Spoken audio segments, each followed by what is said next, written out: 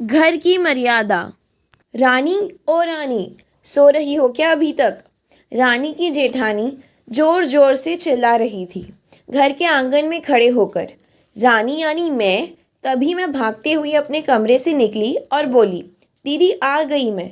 जेठानी बोली, रानी तुम्हारा नाम रानी है, तुम रानी नहीं हो। मैंने तुम्हें रात में ही समझाया था कि सुबह को जल्दी उठ जाना, तुम्हारी मुंह दिखाई की रस्म है। मैंने बोला कि दीदी रात को नींद ही नहीं आई, जगह नहीं है और मन में थोड़ा डर था कि सुबह आँख नहीं खुली तो। रजनी दीदी हंसती हुई बोली, रानी मेरी प्यारी देवरानी, जल्दी से घूंघट कर लो, अगर माँ जी आ गई तो हंगामा हो जाएगा। मैंने घूंघट किया ही था तभी माँ जी वहाँ आ गई और कड़कड़ाती आवाज़ से बोली, चलो अब क्या यहाँ गपशप कर रहे हो? हमने चलना शुरू ही किया था तभी माँ जी ने रजनी दीदी के कंधे पर हाथ रखा और बोली, पता है ना कहाँ जाना है और कैसे जाना है? माँ जी ने बोला कि जब भी कोई बड़ा तुम्हारे सामने खड़ा हो तो हमेशा घूंघट में रहना और कम से कम अपने बड़ों के सामने आना, और बिना घूंघट के तो कभी नहीं।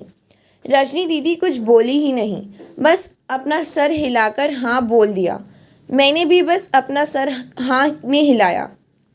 माँ जी के जाने के बाद मैंने पूछा, रजनी दीदी आप तो स्कॉलर हो और इन सब चीज़ों को कैसे निभाते हो? रजनी दीदी मुस्कुराई और बोली कि मैं थारे जेठ जी से बहुत प्यार करती हूँ, इसलिए अभी तक चुपचाप सब चीज़ें निभा रही हूँ।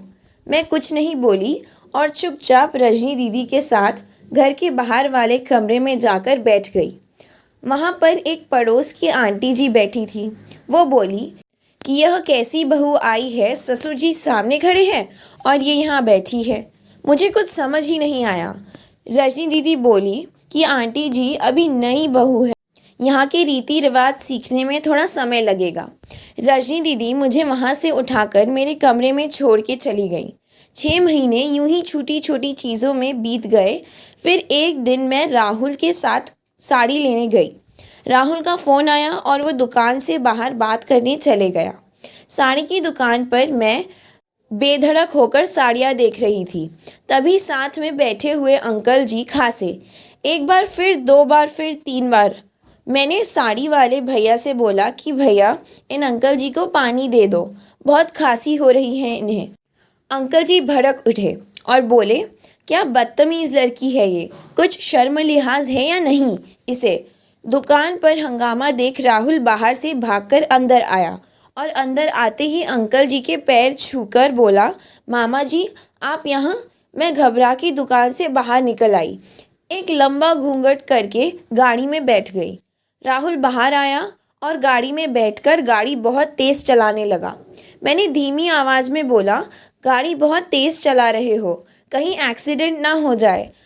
हम घर पहुँचे ही थे तभी माँ जी ज़ोर ज़ोर से चिल्लाते हुए बाहर आई, देखो आ गई ये रानी साहिबा, ख़ानदान की इज्जत मिट्टी में मिलाकर।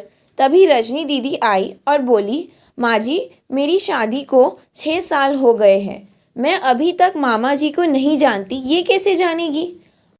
माँ जी ज़ोर से चिल्लाई, देखो कैसे चपर चपर ज़बान चल रही है इस रजनी की। कभी राहुल सबकी बात काटते हुए बोले कि माँ ये दोनों सही बोल रही हैं, अगर ये हमेशा घूंघट करके रहती है तो ये मामा जी को कैसे पहचानेगी? और माँ आज मामा जी के फ़ोन पर तुमने पूरे घर की शांति को भंग कर दिया है।